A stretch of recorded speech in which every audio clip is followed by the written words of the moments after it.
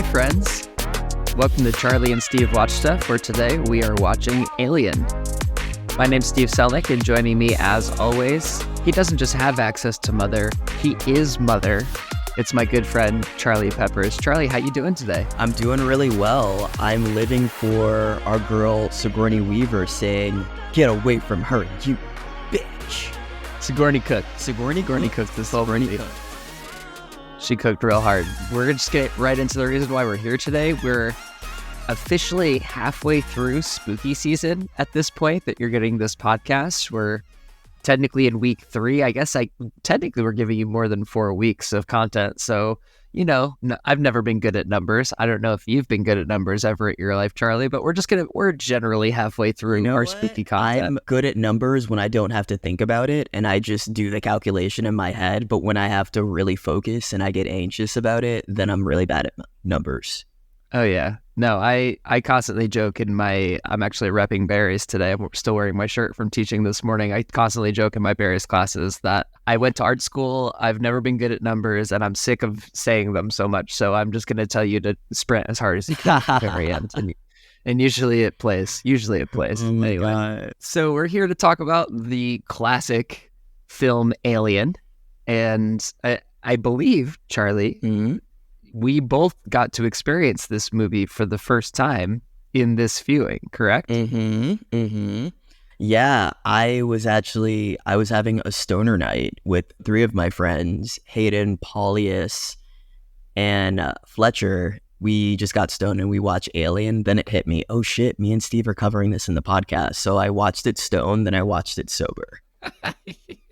That's such a realization moment too, of being like, oh yeah, we have to talk about this later, man. Yeah, it didn't hit me till the very end sequence that I got excited about. I'm like, I can't wait to talk about this final fight. That's can't awesome. Wait. Oh yeah, we got lots to dig into. I'm very excited. As a well-established sissy, as we've said many a time on this podcast, I have avoided Alien since the day I was born, since we were just discussing this movie is 10 years older than us.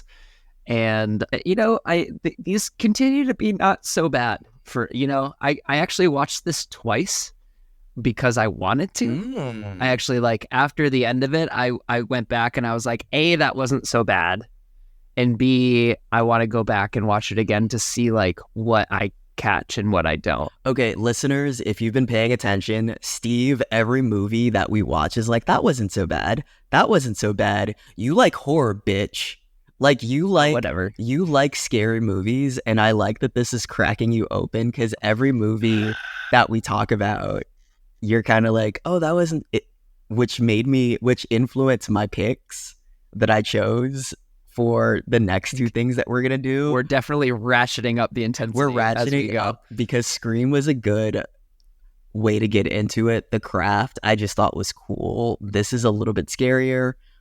Barbarian is another level. So I'm just saying, stick around and find out. Steven. We're going all the way up. Nothing can stop us. We're all the way up. Anyway, let's get into this one. As we discussed, we're going to be talking about the original Alien. This is kind of on, I guess, to circle back around to it being our first time watching it each. Alien Romulus just came out, a month or 2 ago? Something like that. It came out as sort of like an end of summer blockbuster sort of flick. Roughly, yes. Roughly, yeah. And so I just felt like it was time for me to rip the Band-Aid on the OG. And when I talked about it with Charlie, when we were planning this stuff out, he was like, oh, I've never seen it either. Let's do it. And that's exactly how hard we plan these things. So here we are talking about aliens, content for us all. So let's get into the movie. The seminal, original OG Alien, released on May 25th, 1979, screenplay by Dan O'Bannon, directed by the legend Ridley Scott, and starring Sigourney Weaver, Harry Dean Stanton, Tom Skerritt, Veronica Cartwright, John Hurt, Ian Holm, and Yaphet Kotto. And the reason why I said all of those names is because those are quite literally the only 7 people in the movie. So one thing that I think a horror movie is very well suited for is a small, intimate cast. And one of the things that struck me right away as we get into the opening shot of the movie, other than the fact that that was a big old toy that they were flying through that set right there. If you have ever seen any sort of background on how Star Wars was made and how they flew those little models in there, just imagine them like floating that gigantic model of that space gas freighter. But anyway, the plot of the movie is, and I love this plot of the movie from what I could find, a highly aggressive extraterrestrial creature stalks and kills the crew of a spaceship. Boom. Easy. Boom. We're in. So we get the commercial towing ship Nostromo is on a return trip from Thetis to Earth. So going intersystem means that they're out of the Milky Way galaxy right now. And they're hauling a refinery and 20 million tons of mineral ore, and only 7 people are needed to pilot this monstrous craft that hauled millions of tons of pounds of ore.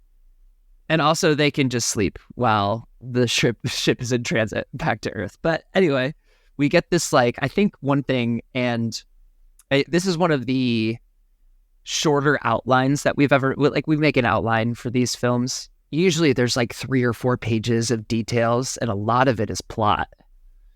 And we add our own thoughts and feelings and stuff like that, especially when there's stuff that we want to interject and make sure that we talk about, as I sort of expose a little bit of the behind the curtain thing. But this outline is only 2 pages long. One of the other cool things that I really liked about this movie is that technically, like, not a lot of time passes, not much, like, a lot happens, but not a lot of, like, it happens and not a lot of space and time. Everything kind of starts moving very quickly from the beginning to the end. And where there is not as much, like, plot detail, which, don't get it confused for the plot not being good, because the plot is very coherent and I think very gripping the entire time. But, and Charlie, I want you to jump in here because I think you have things to say about this. It's just how slow and meticulous and detailed everything is from the onset. Just from that first shot of panning through the ship and getting the computer turning on, and you're like, oh, why is the computer turning on? And seeing the insides and all of the computers whirring and whizzing, and then the crew slowly waking up. And they sort of don't tell you who the main character is right away. You actually are meant to think it's, in my opinion, you're meant to think it's the guy who slowly sits up and realizes that starts waking up and sits up first. You would think that a movie would be like, here's the first person we're going to focus on. This is the main character. That's not the main character. He's, spoilers, the first one to die. Mm-hmm. But what do you think about that? Because I know you had a lot to say about, like, sort of the detail, and I think that this movie fills in the gaps of plot with just tension, time spent, and tension. Yeah, I think that's the word. Yeah, I think that this film not only is a masterpiece, but it's a master class in building tension and suspense. This set is one of the best sets I've seen in a movie. Have there been more impressive, granular sets? Yes. One of the sets that comes to mind immediately is Hogwarts for some reason, because that was a fully immersive world. And I want to, because those are both movies in different worlds. Hogwarts was created to have this limitless feeling of space. There was wonder around every corner, and the surprises came from the fact that anything could jump out. The tension in Alien is that we are in a very confined space and anything can happen. And you're trapped with this extraterrestrial creature, which looks very, very scary, by the way. It just looks like a dark, slimy booger on legs. You know, I think with gnarly teeth. So with gnarly teeth, it looks like the worst gnarly kind teeth. Of hoagie, when you hawk a loogie. No, loogie. Loogie. Yeah, hoagie, it's a sandwich. Oh my God, I hawked an entire sandwich from my nose. I'm about to solve world hunger, y'all. Watch out. I think the set really creates a sense of claustrophobia in Alien. And I love that we just get to stay in the space and that we do spend time with the characters. One of my favorite scenes is when the characters are, I believe, eating dinner with each other after they've woken up. And it creates a sense of, oh, this is a family. This These are people who know each other and have a rapport. Because if people have a rapport, they care about each other, and people care about each other, we care about them. And if they get killed off, it matters, and it has emotional heft to it. This film does a lot really well. The pacing is also the type of pacing that I don't think a lot of movies nail anymore, because we're all about trying to hold the attention span of millennials, speaking of myself, and Gen Zers that have ADHD, but we weren't afraid to sit in a shot and just let it cook. Guilty as well. My attention span could use some help for sure. But you very expertly carried us through sort of the next part of the film, where everyone wakes up, they're eating dinner together, they're talking about what they're going to do with their cash when they make it back to Earth and get their payday from all of their shares of getting all of this ore back to Earth. And all of a sudden, Ash, the science officer, being a little keener, is like, hey, Dallas, the captain of the ship, Mother wants to talk to you. And so we're slowly learning that this crew is under the direction and leadership of essentially a faceless, almost like a Charlie from Charlie's Angels, only it's a computer. I have to imagine maybe it's an AI. This isn't explicitly explained, which is why I'm theorizing. I took it as it's a computer AI that they're speaking through that represents the corporation that they're working for. I don't think it's someone that they're directly communicating with back on Earth. But basically, Mother says that they're changing course. They've discovered a distress signal, and that they're contractually obligated to check out anything that which might contain intelligent life. Dallas is like, you either do this or you forfeit your share. So you either, if you want the money, like they were arguing at first, especially the engineers, Brett and Parker, are like, hey, like we already get paid less than you. I actually said this to Erin because she was kind of passing me by as I was watching it the second time. I was like, I love how there's fucking labor dynamics in a 1979 movie where the alien just rips everybody apart. Like there's just a little sprinkle of labor dynamics in there, and capitalism, little nod to capitalism in there. But so basically that gets shut down. They're going to the planet. And so Captain Dallas, the executive officer Kane, who is the first guy who woke up that the camera focus on, that you kind of think is maybe the main character, or maybe you think Dallas is the main character because he's the one that has to talk to Mother, and the navigator Lambert set out to investigate the signal source, while the warrant officer Ripley, aka Sigourney Weaver, the science officer Ash, who we talked about, who was already kind of acting a little weird, and the engineers stay behind. And as they're landing on the planet, the shuttle basically gets damaged. It just looks like it lands funny, and then all of a sudden things get messed up. The engineers need to stay and fix the ship. They all go off to try and figure out where the signal is coming from. This is one of the coolest shots of the movie. I think maybe to your point, where it's things that we don't see anymore. Dallas, Kane, and Lambert walk into this giant cave, and they see this derelict alien spacecraft, and it looks huge. It looks imposing. Again, if you kind of understand cinema in these days, it's probably like a scale size model that they've been able to get down and make it look like it's huge and it's real. And I think a difference between then and now is that everything was not everything, but so many things were done practically back then. You had to build the things, you had to make them actually appear in real life rather than designing them and being left open to the critical eye of how people look at CGI. I do have a note about that. That is something that I really appreciate about this film, and about how much it hangs its hat up on practical effects. Because looking at a practical effect that you can sort of tell they flew that in on strings is different than looking at a special effect where you sort of see that ripple in the special effect, where you can tell that's where the special effect in reality kind of didn't seem together the most effortlessly. And I think that we're very trained as an audience that grew up with special effects to catch that. Not being able to see a moment like that once in this film was such a relief, and really put me into the space and helped me suspend my disbelief in a way that I haven't quite been able to in some time with the movie, including, and Steve, you're going to get so mad at me, sometimes I look at Star Wars, even A New Hope, and I'm like, I can't get into this. It looks so fake. But Oh, interesting. that's a movie about aliens as well. Like, it's more complex. But when I look at Star Wars, it just seems so, the practical effects almost work against it in some moments, because with Star Wars, it's really hard to hit that sweet spot of, I want this world to feel real enough that I can inhabit it, but also everyone in this world is pretty much a supernatural ninja who can do all of these things. But then you look at these practical sets that are beautiful, then you look at the laser beams and how fucking slow those fight scenes are. And I don't believe it. I don't believe that Darth Vader is this villain that can kill everyone.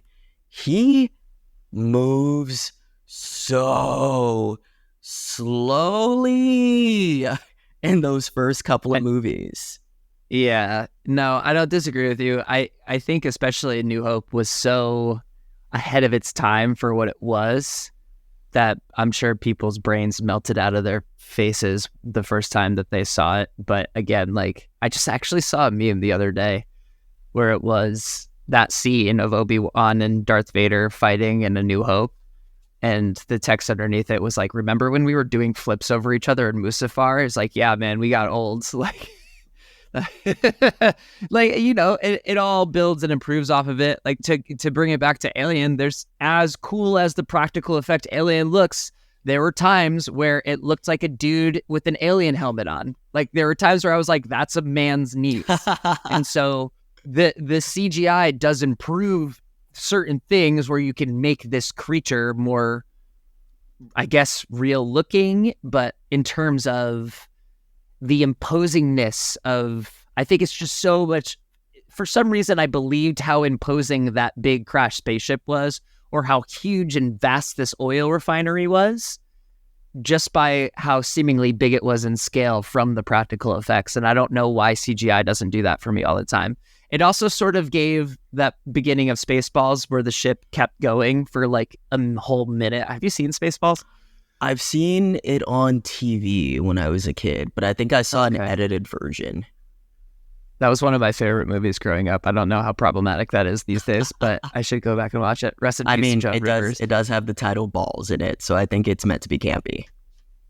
Merchandising. Oh, I mean, it's a Mel Brooks classic, and it's definitely less problematic than some Mel Brooks movies. But we're getting very off track if we start talking about how problematic Mel Brooks is. He walks so Quentin Tarantino can run. Anyway, I'm gonna move back to this.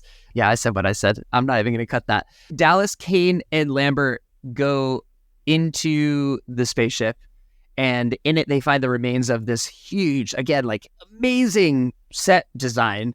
This huge alien creature whose ribs appear to have been exploded outward from the inside. Hang on to that. That might come back later. Meanwhile, like, Ash is like, I can't really, like, I haven't really figured out what the transmission is, like, I've done whatever. And Ripley is like, okay, I'm going to take a shot at it because you seem incompetent and something's off with you. He also, I want to note this, and I noticed this especially on my second watch through, Ash is freaking the fuck out the entire time they're doing this mission. Did you notice that? Yeah. He's like in the front. He's looking out the window. He's like chewing on his nails and stuff like that. He's really, really nervous. So, spoilers, I guess. I think Mother communicated with him before this mission happened. I think the side channeling started right here, and Ash is starting to have to, like, keep it all inside. But I'm getting ahead of myself. Do you agree with that? Agree. Just by the way, I mean, acting. I definitely buy it. The performance gives enough us to buy into that was what the character was thinking. So, yeah, I agree. They get into the ship just as Ripley is figuring out that the transmission isn't it's kind of a distress signal, but it's more so a warning to stay away. And Ripley is like, I gotta go stop them. And Ash is like, no. By the time you get over there, they'll already know. They're smart. They'll figure it out. If it's bad, they'll figure it out. You don't need to tell them. Stay right here. Stay here. Everything's cool. I need you here. I need you on the ship. And so he stops her from going. Red flag number 2. Red flag number 3 is that there's something clearly moving inside of the egg, and my guy's first move is, let's cut this shit open. Let's see what's rattling around up in here. The only credit that I will give to this character is that this is the 70s. I'm sure that there weren't a lot of movies like Alien for people in the world of Alien to watch and know better. So when this happened, right, if I were in that time, I'd fuck around and find out. I'd be like, oh, yeah, what's in there? I agree with you. There were so many moments in my first viewing of this movie where I was just like, no, don't. Why would you do that? Which I feel like is also a common experience of just like watching a horror film, is completely disagreeing with the actions a character is taking while you are helpless to stop them. Yes, and if these are people who are on a spaceship doing these missions, I am sure that they encounter wild, very weird shit all the time. So the confidence level of this character and also their threshold for paranormal things must be through the roof. So I'm sure that they've seen things that really blew them away and they got a little too big for their britches and thought, oh, why not? Was it stupid? Yes, but do I also buy it? Yes. He was the British one, right? So he was probably in like full colonization mode for sure. Mm-hmm. As he cuts open the egg and leans over it fully, a facehugger proceeds to jump out and smash his face. And so that was like the first like really good jump scare of the movie, really. From there, Kane gets taken back to the ship, whatever, and we kind of leave the planet. They leave a planet full of those eggs behind and never really talk about it again. So, and there are sequels and there's a whole Alien extended universe at this point. So I think one of the interesting questions that this movie poses that never gets answered, that they're able to use moving forward, is where did these aliens come from? How did Mother and the corporate entities know about it? And like, why do they exist? And none of these questions are answered or explored at all through these movies. So I feel comfortable talking about it now because that's not really a spoiler. The only thing that we're going to deal with is this single facehugger and alien moving forward. Do you have any thoughts on that, on like the larger, like unexplained lore of the universe? I think Alien walked so that Cloverfield can run. Have you seen Cloverfield? I have seen Cloverfield. What do you mean by that? I think just the ambiguity of where the hell did this thing come from? What's the origin of it? What's the backstory of this, system that these characters and this ship and these creatures are living inside of? I really think that Alien was the blueprint of less is more in a very brilliant way. I really do believe that. I also think that if Alien hadn't been as vague, I would say tastefully vague, to create even more tension, that we would not still be having spin-offs decades later. There was enough room for interpretation and paranoia to really build out the mythology. Like, we just had a new Alien film last month. So yeah, you could call it a hedge of sorts. Like, hey, if it's good and people like it, we've left enough room to continue it, and if they don't, we've told a story. Yeah, and we can be good with that. I think they planned for this to be self-contained in a really good way, just to tell a story, because I don't think sequels were that big. Basically, I'm curious now. Like, I almost want to go and continue to watch them and whatever. I have seen one other Alien movie. It was Prometheus. That's the only one I've seen too, and I was checked out the entire time. I was just... I had no clue. Watching it like, oh, that's a cool moment. That's a cool set. And I didn't think about it until right now. So the facehugger latches itself to YouTube. You got the face and my Booker T facehugger attaches itself to his face, and they drag him back to the Nostromo. But Ripley's like, hold on. Like, they want to get him back inside. Dallas and Lambert are like, open the door. And Ripley's like, hold on.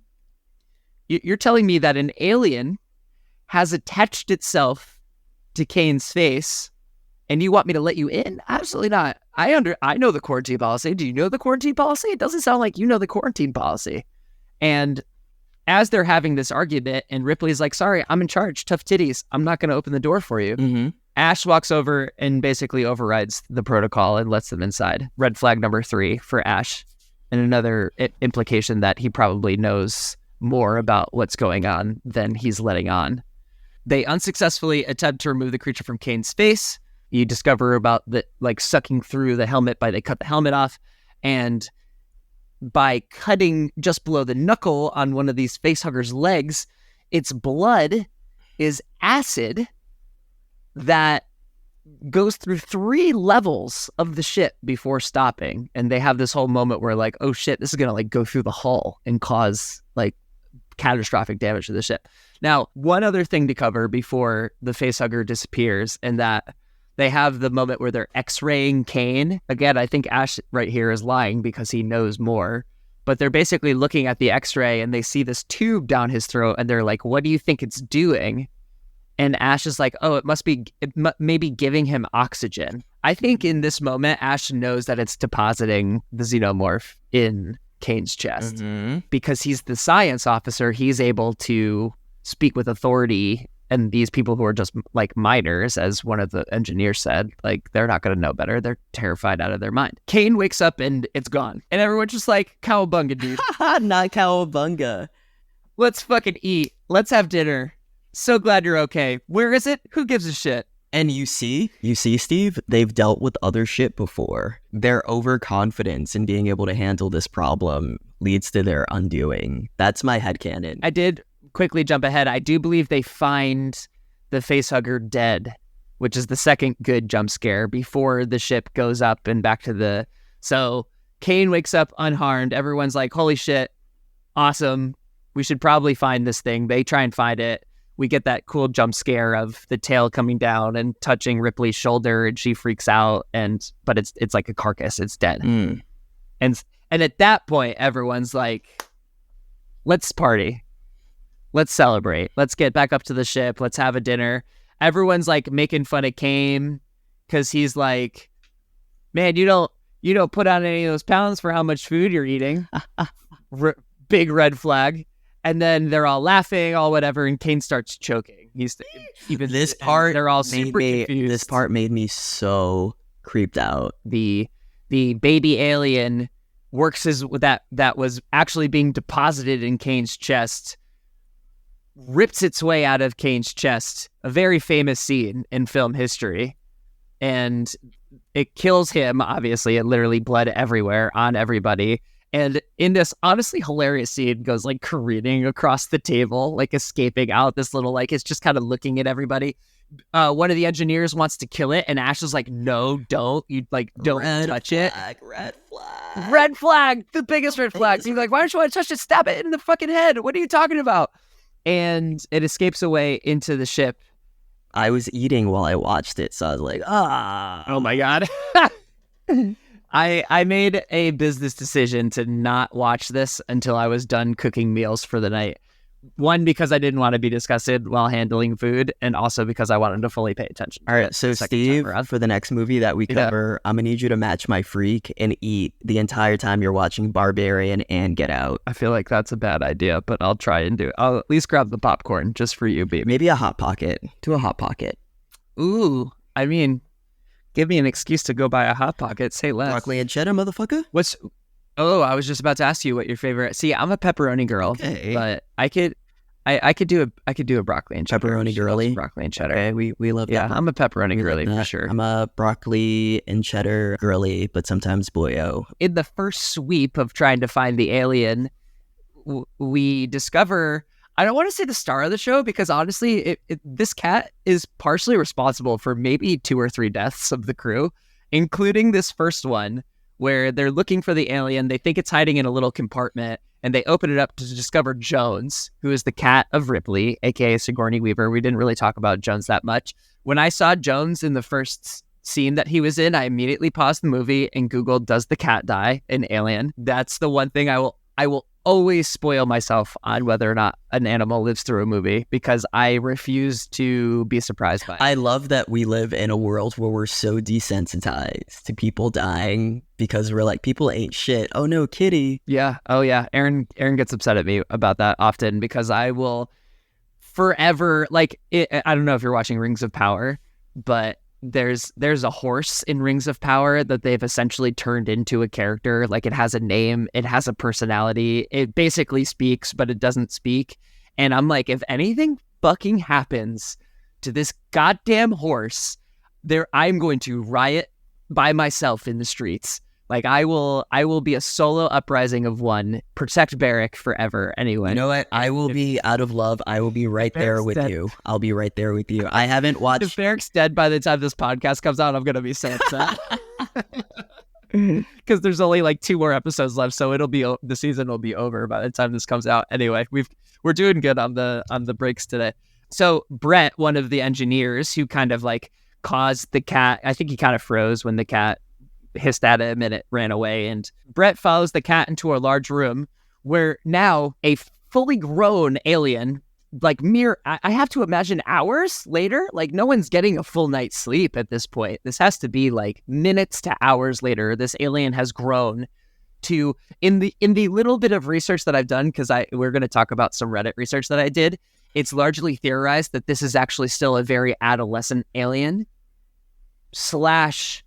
the lifespan, the life cycle of these xenomorphs is very akin to like a fly, where it's very fast, where they could be, and I'll get to the reasons why the world might have been interested in them later. But essentially, you now get this fully grown alien where it attacks Brett, and essentially you just see him come down from the air shafts and it basically attach his tentacle inside of Brett and suck him up into the air shafts.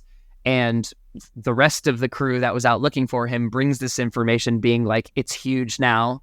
It's definitely using the air shafts.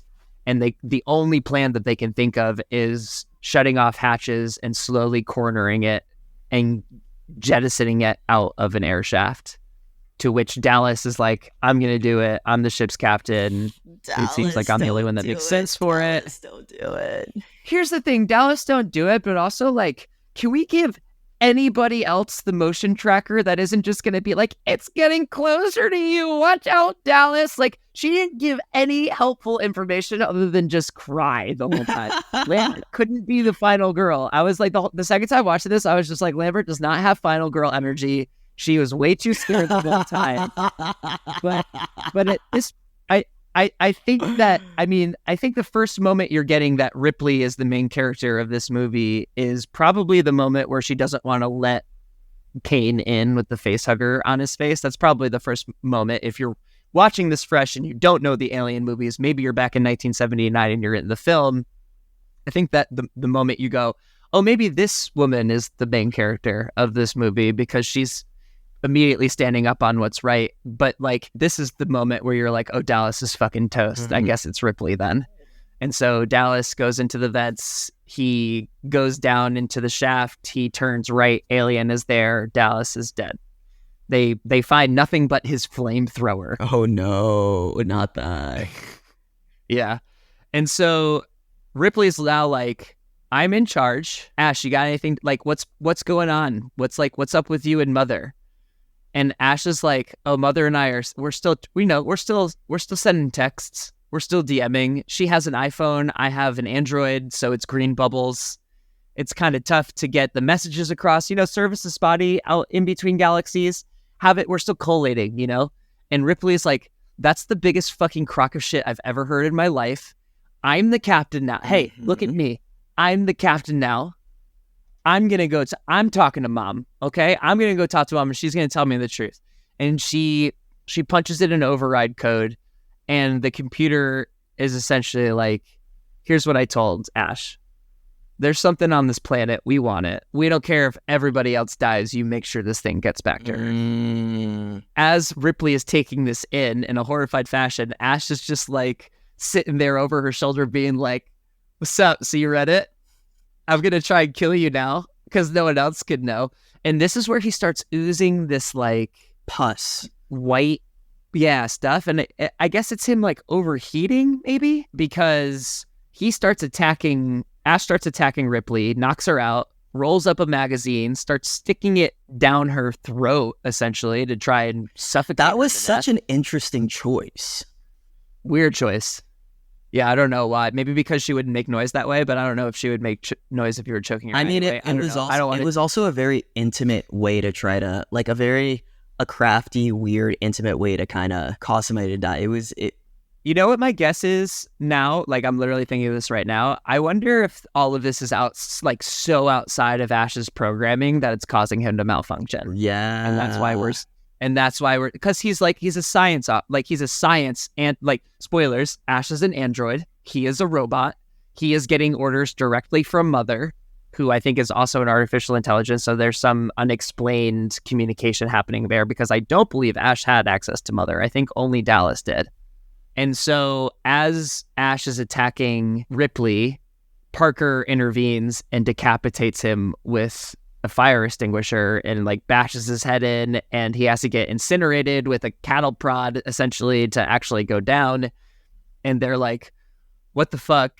There's an android on this ship. And I guess we kind of skirted over this. There's a conversation between Ripley and Dallas being like, we don't know Ash. He just got put on this mission last second. No one knows anything about him. I don't trust him. And Dallas is like, there's nothing you can do about it. And so Ripley's, wicked smart. Crazy plot twist. I knew that Ash was being weird. I thought he had like gotten indoctrinated by the alien somehow because he was sweating white. And that's what I thought that was. But then when he gets his head knocked off, there's clearly all these like wires and oils and stuff spurting out. So he's an android. That's weirdly enough.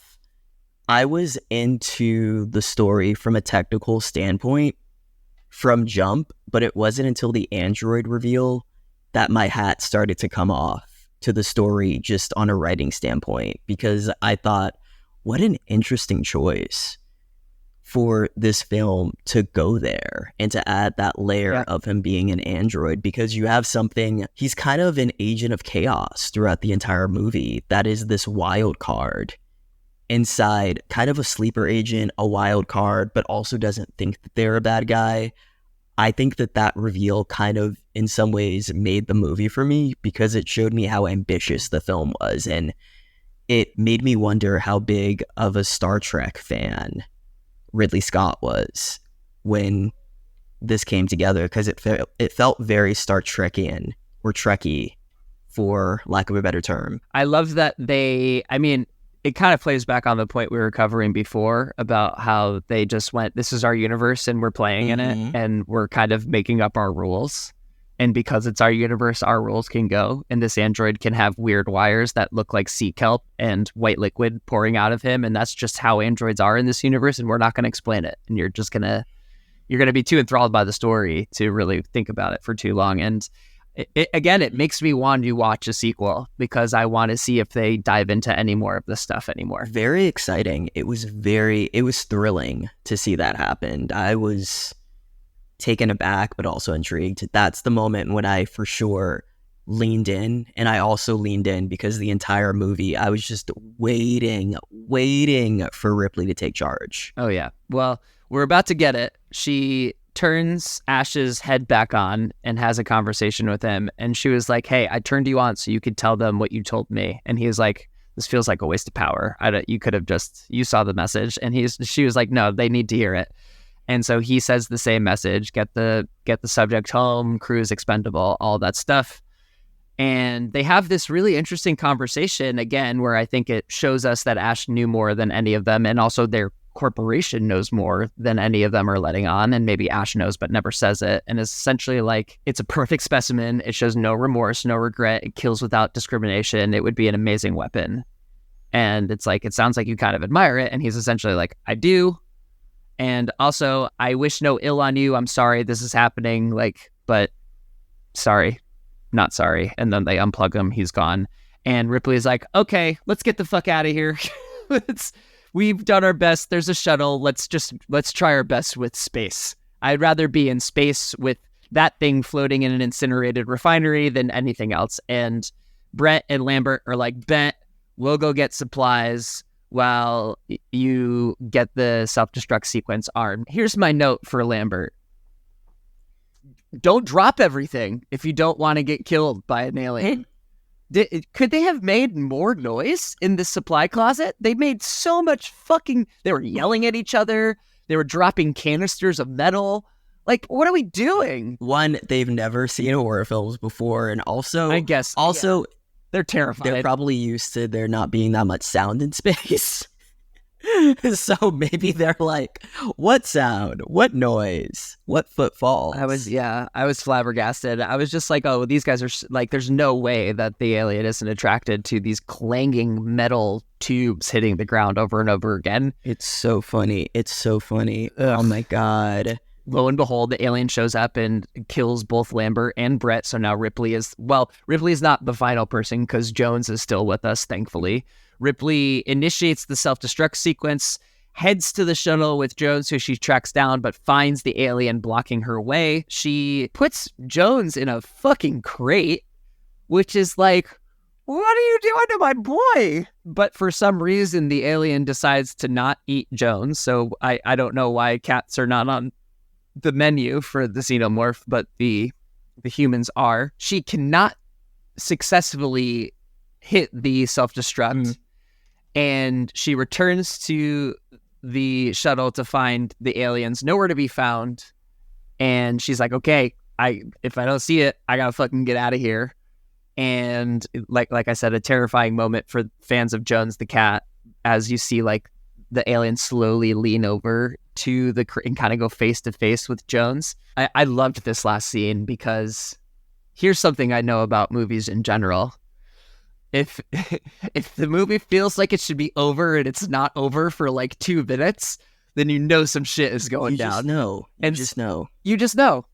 So we were lingering way too long, and on a second watch through, guilty of this, you're 100% distracted by the fact that Sigourney Weaver is slowly taking off her clothes in exhaustion, and is in like this skimpy underwear and like very 70s sexy outfit. If you look closely as she's walking over to these little bits of pipes, you can see the alien's outline in that little crevice that she walks over to. Because on a second watch through, you can kind of see its outline in there, and it like sticks its hand out, and she's like, holy shit, it's still here. It's essentially like kind of sleepy. It's stretching out towards her, but then it almost like essentially sticks its tongue out and kind of like rolls back over and doesn't really get up. And this is the Reddit research that I did, because on a second watch through, one of the things I was trying to look for was like, why is it there? Why is it not moving? Did you have this thought? I did, actually. What did Reddit tell you? Reddit told me 2 things. One, that it was sleepy because it was working really hard and had a lot to eat, so it needed to take a little nappy. Just need, when you kill 6 humans and eat their corpses, that's a lot of calories, man. You gotta sleep that shit. Yeah, a little power nappy. Okay, got it. A little power nappy. The other is, and this is where it's largely unchecked, but there seems to be a notion that Ridley's original intention for the xenomorph is that it had such a short lifespan that it was actually already dying, getting away from all the noise of the self-destruct and the maybe that needed a comfortable place to launch off from. But so the discourse seems to be somewhere between it was sleepy and needed to recharge, and it was potentially already on its way out and dying, which is why this corporation was so interested in it as a weapon, because it could just drop it into this place. It could kill indiscriminately, and then it would be dead. And so that makes it a pretty formidable weapon. I buy that. Yeah, right? I would buy that as well. So that was my like 10 minutes of Reddit research telling me, and maybe like 2 different threads. But that's not even half-assed internet research. That's quarter-assed internet research. Ripley, I think I might have said Ridley a few times. I think I might have too. They're Ridley little, is... Folks, Ridley is the pterodactyl-esque villain from the Samus games, so apologies if we said Ridley and not Ripley a couple of times. I watched a really amazing, 7-hour retrospective on the Samus Aran. Did you know that these exist? People do, multiple-hour retrospectives on YouTubes on, old video games. Oh, the I watch the them mechanics and stuff all the time, Steve. All the time. This is why we're best friends. One of my favorite sleeping devices. That's why we're best friends. Yeah. Anyway, let's finish this thing. So she sneaks into the closet. She's like, oh my god, this is where truly Sigourney becomes an action hero in my mind. Where she truly walks out of this being like, give me more movies, give me more Ripley, give me more Sigourney, and we do. Our wishes are granted very quickly. She gets a spacesuit on. She has an idea. Because it's not coming out. She's like, this thing isn't coming after me. I can see that it sees me and it's not coming after me. So she puts a spacesuit on. She slowly walks over, she buckles up, and she starts like steaming out the alien. Gets distracted a little quickly because all of a sudden the alien is next to her and she's like, oh shit, and she hits the button and sends it out the airlock. But it grapples on to the walls, and this is one of the moments where I was like, okay, this is clearly a human in an alien costume. and she shoots it square in the chest with like a grappling hook, which was amazing, but the grappling hook gets stuck in the door as it closes, so she decides to cook it in the jets of the spaceship, and it flies away into space, and she scoops up her cat and sleeps peacefully in her stasis pod as she leaves the final note of the freighter Nostromo, and we fade to black. What a film, Charlie. I had such a good time with this one. I had a great time with this one as well. After watching this, I did watch it twice. I feel like my brain is combining stuff from Alien and Aliens together, though. Oh, really? Maybe I haven't seen Aliens. I haven't, but like I think some parts of the final fight of what Sigourney Weaver did in this got contained in my memories of Aliens when I watched clips of it on the internet. Oh, okay. Yeah, but is that the sequel, technically? Yes, technically. Oh, well, we got to put it on the list. Add it to the list, baby. Let's do it. Well, let's jump into, do you have any final thoughts on the movie before we jump into our Xeno ratings for the... Ooh, Xeno ratings. I love that. Xeno ratings. I loved this film. Also, Steve, I love how much you love this film. That's why I was more quiet than usual, because just your passion for this. This is beautiful to watch because as we do more and more of what is my favorite genre, I get to see one of my favorite people reacting to it. And I hear you growing more of an appreciation for the craftsmanship of it and what gets put into it. So I'm proud. I'm so proud. Damn you, Charlie, making me grow in our podcast for fun. No, I appreciate that, man. That's really nice of you to say. Thank you. And I appreciate you helping me push my boundaries because I have been a steadfast no for this stuff without any softening. So you've softened this hard, callous man. Let's jump into our Xeno ratings for Alien. Charlie, out of 5 xenomorphs, how would you rate this movie? 5, easy. This is a classic and the blueprint for so many things that came after it. This movie didn't really grab me emotionally, so I'm not giving this 5 xenomorphs for an emotional reason, just more as a director and writer. Game recognizes game. This is fucking brilliant. Like, this is... Game recognizes game is so like, good. Respect. Ridley Scott, respect to you. He could finally take it. Yeah, he finally got Charlie's respect. Yeah, of anyone, somebody making a podcast saying it is just gonna knock him over, I'm sure. If it wasn't on YouTube yet, then it definitely wasn't true. If it wasn't from Charlie on YouTube yet, it definitely it's got to be from Charlie on YouTube. Charlie, this is also a 5 xenomorphs for me, man. I can tell. If we're gonna like put together a formula of a scary movie for Steve, I think there have to be moments that I laugh, whether or not the laughs are intended on purpose. I think both Scream and Alien have moments, and honestly, I again don't necessarily consider The Craft maybe much of a horror movie as those other two, but like I laughed at Scream because there were genuinely funny moments written into the script, and I laughed at Alien because some silly ass shit happened that I just thought was fucking funny, that I think they wanted us to take seriously, but it comes out funny. But it does the tension, it does the stakes, it does you end up really caring about Ripley, and you really care about that main character, that final girl, and you have a villain that's just, I mean, I think I understand when you like it when a villain has a point, but I also like the creature that has no conscience that you have to survive. Oh yeah, I do like that a little bit. That's very video gamey too. Then it's a force of nature. Then it's pure evil. I think that's great. And women overcome forces of nature every day. They fucking do. Right on, Steve. Right on. And I also love that you are appreciating the term final girl.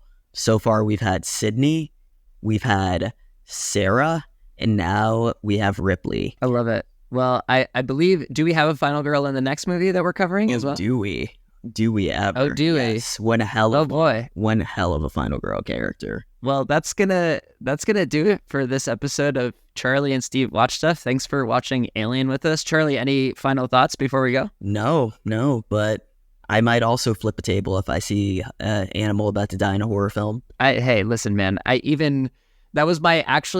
took an extra couple of days to watch Fallout because I couldn't find information on whether or not the dog made it to the end of the season. And if you know me, you know I like Fallout's one of my favorite video game franchises of all time. And so like I was ready to not watch that show if Dog Meat wasn't gonna make it. So Dog Meat makes it through season 1, so you can at least watch season 1. Anyway, great time talking about Alien with you. We are gonna be coming back next time watching, now I believe this is a more recent film in Barbarian. It came out this year, last year? Oh, it came out not that recent. It came out after the pandemic. So definitely more recently than 1979. After 2022 is definitely, I'm going to call that recent for sure. Totally. So for myself, Steve Selnick, and for my good friend Charlie Peppers, we will look forward to seeing you on the next one. Bye, friends. Bye.